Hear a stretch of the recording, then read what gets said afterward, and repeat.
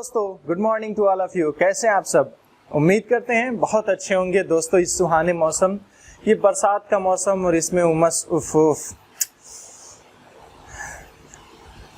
जी घबराने लगता है। दोस्तों, बहरहाल देखिए, कुछ भी हो पढ़ना तो है ही, चाहे बारिश हो या गर्मी हो या जाड़ा हो। जब तक सिलेक्शन नहीं है तब तक मुसीबत है दोस्तों। और सिलेक्शन जैसे होगा, जितने भी दुश्मन होते हैं वो सब दोस्त हो जाते हैं, और जितने रिश्तेदार नाराज होते हैं वो सब रिश्तेदारी के लिए दौड़ने लगते हैं। तो बहरहाल दोस्तों, जो क्वेश्चन लास्ट में मैंने पूछा था लास्ट वीडियो में कि भाई जो जल की कठोरता है किस में मापते हैं दोस्तों, तो मोस्टली लोगों ने सही आंसर दिया है। जो जल की कठोरता है वो ppm में मापी जाती है। ठीक है, पार्ट्स पर मिलियन। ठीक है, पार्ट्स पर मिलियन। मिलियन क्या होता है? 1 मिलियन जो होता है वो होता है 10 लाख के बराबर। ठीक है, 1 मिलियन। अब हम देखते क्या है, हम क्या करते हैं, 10 लाख जो है हम पानी के जो एटम है, मॉलिक्यूल है, उसको निकालते हैं। उसमें हम देखते हैं कि कोई चीज कितना मिला है। जैसे मान लीजिए आर्सेनिक हो गया, जैसे मान लीजिए कि कैडमियम हो गया, या फिर कुछ भी हो सकता है। तो हम इसको देखते हैं कि एक लिमिट बना दिया। मैंने कहा अगर 50 जो है, 10 लाख में अगर 50 पार्ट यानी 50 भाग जो है उसका अगर आर्सेनिक है, तो हम कहेंगे कि भाई ये जल दूषित नहीं है। अगर जैसे ही इससे ऊपर हुआ, हम उसको कहेंगे कि जल आर्सेनिक से प्रदूषित है। उसी तरीके से सेम कैडमियम के लिए कुछ हो सकता है। मान लीजिए ये 60 हो, तो अगर 60 से फिर ऊपर गया तो हम कहेंगे कि जल कैडमियम से प्रदूषित है, और उस जल को हम प्रदूषित जल कहेंगे।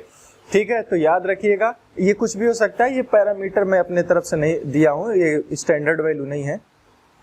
एग्जाम्पल के तौर पे दिया कि कुछ लिमिट डिसाइड किया जाता है WHO के द्वारा, और या फिर इंडिया में भी डिसाइड किया जाता है। तो अगर उस लिमिट को क्रॉस कर देते हैं अगर कहीं का जल, तो हम उसको प्रदूषित जल करेंगे, और उसको मापते हैं हम ppm में, पार्ट्स पर मिलियन में। चलिए आज जो है शुरुआत करते हैं, काफी इंपॉर्टेंट है, और वो है जल चक्र। जल चक्र को शुरू करेंगे दोस्तों, इस चक्र को चलाएंगे। लेकिन सबसे पहले चक्र चलाने से पहले हमें अभिमन्यु की तरह उसकी काट को जानना होगा, यानी कि उसके जो पार्ट्स हैं, उसमें जो भाग है, उसमें जो जो चीजें यूज किए जाएंगे, टर्मिनोलॉजी, उसके बारे में हमें जानना होगा। तो आइए दोस्तों उस टर्मिनोलॉजी को जानते हैं, उसके बारे में, और फिर जल चक्र बनाएंगे और जल का धुआं निकालेंगे। आइए दोस्तों, हम जो डेफिनेशन लास्ट वीडियो में हमने कुछ डेफिनेशन पढ़ा था कि अस्कंदन, निक्षालन, निक्षेप जो होती हैं डेफिनेशन, इसको हम पढ़ चुके हैं, फिल्ट्रेशन वगैरह। तो जैसे मैंने अस्कंदन बताया था कि जैसे पानी में क्या होता है कि फिटकरी को डाल दिया जाता है, जिससे वो क्या करता है कि जो प्रदूषक होते हैं उससे क्रिया करके उसका अविलेय क्या होता है कि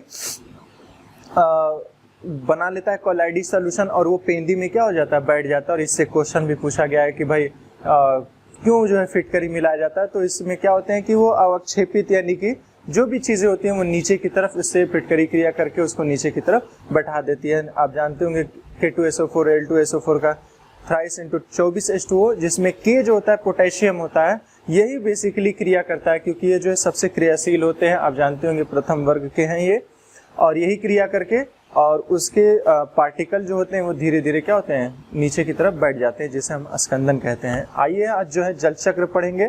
तो जल चक्र में जो है सबसे पहला जो डेफिनेशन जो हमें जानना है वो है वाष्पीकरण, इवेपोरेशन। इवेपोरेशन क्या होता है दोस्तों? सिंपली ये जान लीजिए कि जब हम पानी को गर्म करते हैं तो उसका स्टेट क्या होता है, चेंज हो जाता है। ठीक है, तो जब जल तरल अवस्था में, उसका मैंने पहले आपको बताया कि सामान्य अवस्था में जो ठोस, द्रव, गैस में जब हमने जल पढ़ा था तो बताया था कि सामान्य जो नेचुरल स्टेट में पाया जाता है पानी, वो तरल अवस्था में होता है। तो उसका गैसियस स्टेट में कन्वर्ट हो जाना वाष्पीकरण कहलाता है।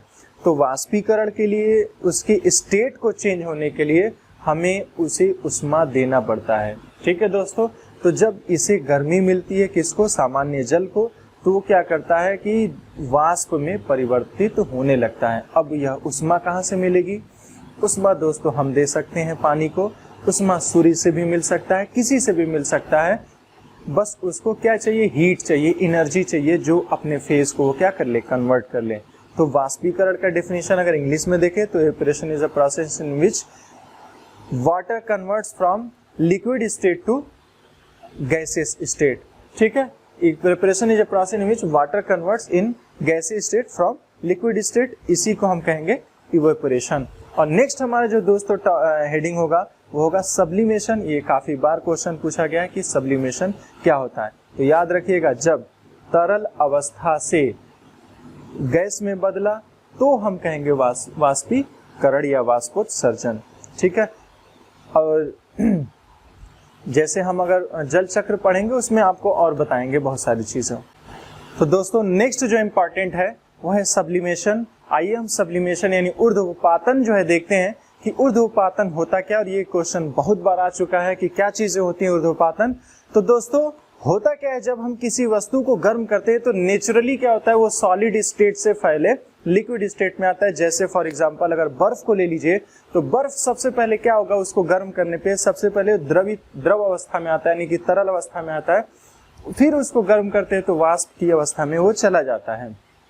लेकिन दोस्तों यहाँ पे थोड़ी सी ऊर्ध्वपातन में चेंज होता है। ये क्या होता है, जब हम किसी ठोस को गर्म करते हैं तो लिक्विड फेज नहीं मिलता है, वो सीधे गैसियस स्टेट में चला जाता है। उसी को हम कहते हैं ऊर्ध्वपातन।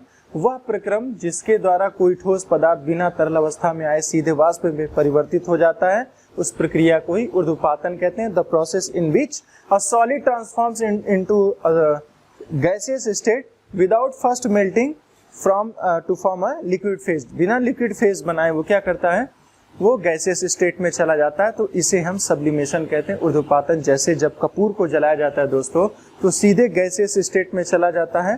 ठीक है, आप लोग मेरे ख्याल से मेला गए होंगे तो पहले आता था, इस नाव वगैरह छोटे छोटे आते थे, उसमें कपूर जलाने के लिए इसीलिए कहते थे क्योंकि वो गैस जब बनता था तो वो उस पर थ्रस्ट लगाता था।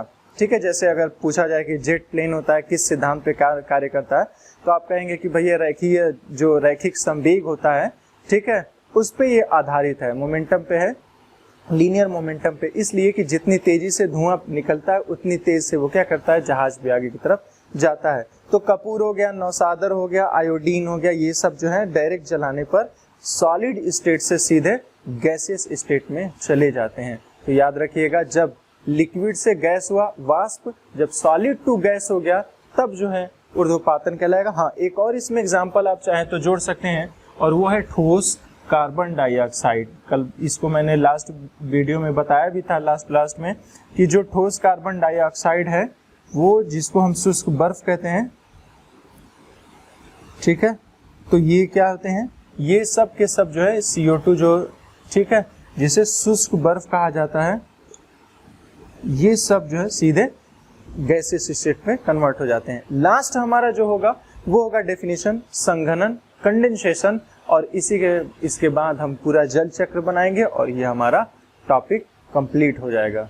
दोस्तों जो हमारा नेक्स्ट और लास्ट डेफिनेशन है वो है संघनन। कंडेंस का मतलब होता है जमना। तो कंडेंसेशन क्या है, वह प्रक्रिया जिसमें कोई वस्तु गैसीय अवस्था से तरल अवस्था में परिवर्तित हो जाती है। Condensation is the change of the physical state of a matter from the gaseous phase two the liquid phase.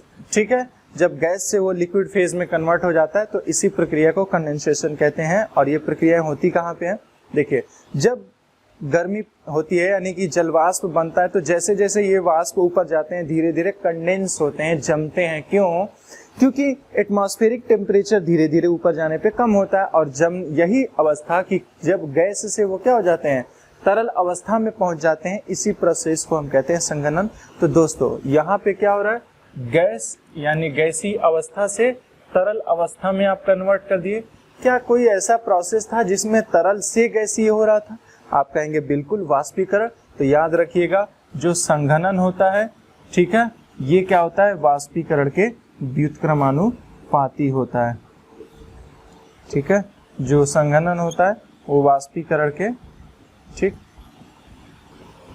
वाष्पीकरण के व्युत्क्रमानुपाती होता है। कंडेंसेशन में क्या होता है, गैस से लिक्विड, जबकि वाष्पीकरण में लिक्विड टू गैस होता है। तो ये तीन प्रोसेस हो गया। आइए अब जो है हम चार्ट बनाएंगे जल चक्र का, और उसको हम बताएंगे, समझाएंगे, और जो है इसी के साथ ये टॉपिक क्लोज हो जाएगा।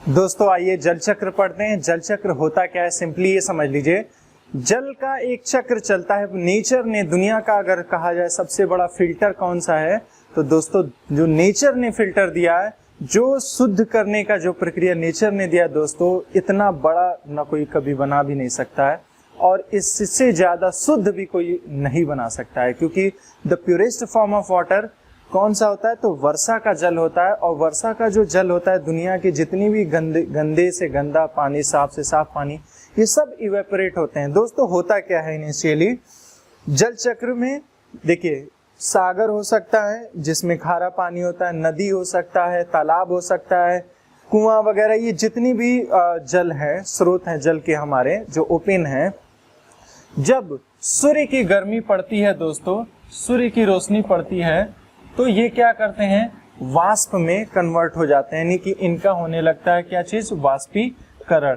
तो वाष्पीकरण होता है, ये वाष्प बन के ऊपर की तरफ उठने लगते हैं। और वाष्प जो जितने भी ये ऊपर उठने के बाद ये सब क्या होने लगते हैं, संघनित। ठीक है, ये सब होने लगते हैं संघनन, यानी कि बादल बनने की प्रक्रिया शुरू हो जाती है। और यही प्रक्रिया जिसमें हमने बताया था कि किस अवस्था से, वाष्प अवस्था से जब तरल अवस्था में बदलेगा, ठीक है, जिसमें बादल बन गया, इस प्रोसेस को हम कहेंगे संघनन, कंडेंसेशन। इसके बाद ये बादल क्या करते हैं, बारिश कराते हैं, यानी वर्षा कराते हैं।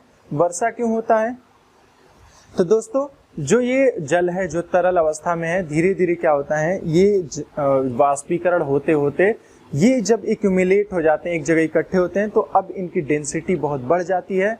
और उसके बाद से तापमान, घनत्व के साथ द्रव्यमान भी बढ़ जाता है, तापमान भी बढ़ जाता है, जिसकी वजह से वो क्या करते हैं कि जो स्टेट होता है वो अब वो कैरी नहीं कर पाते हैं। अब पानी उससे ज्यादा, वो सैचुरेटेड लिमिट पे पहुंच जाते हैं, उससे ज्यादा पानी कैरी नहीं कर पाते हैं। तो अब वो क्या करते हैं, अपने पानी जो उनके पास था वो बूंदों के रूप में क्या करती है, जमीन पर गिरने लगता है, जिसे वर्षा कहा जाता है, जो बादलों से नीचे। फिर यही वर्षा जो जल था ये नदी में गया, तालाब, वर्षा जो जल है नदी में जाएगा, तालाब में जाएगा, नदी में जाएगा।